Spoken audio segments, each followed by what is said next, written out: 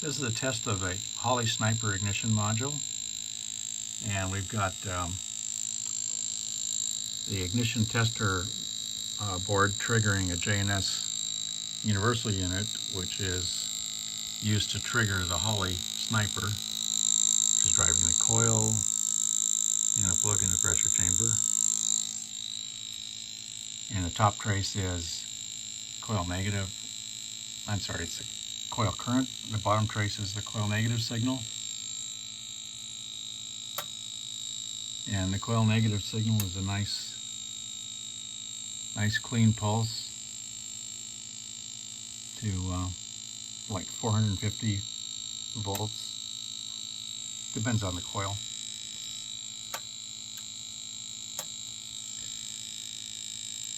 And right now we're operating at about 750 RPM, so we'll lower the RPM to 500, which is cranking RPM, and you see the dwell control, the dwell increases and the coil current goes out of regulation. Coil current's normally at about 8 amps, and when it goes out of regulation it goes to 15 amps.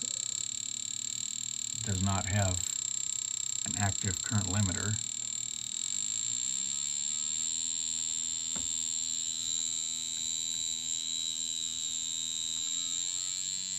And this portion here is where the spark dies, and in this portion of the trace the coil still has energy.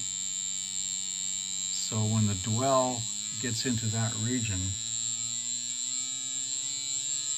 the energy, the Holley sniper does not take that into account, and notice that the peak coil current goes up.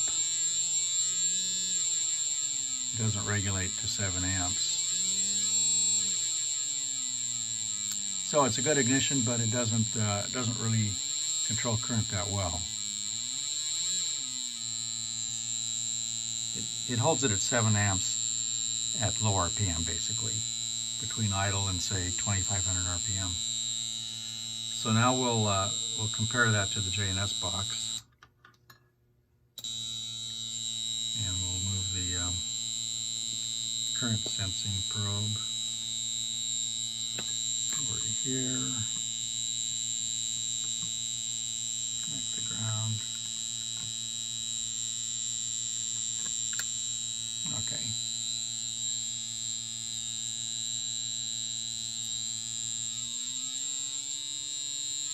So you see that the JNS takes that into account and holds the coil current at 7 amps. And then when you get down to 500,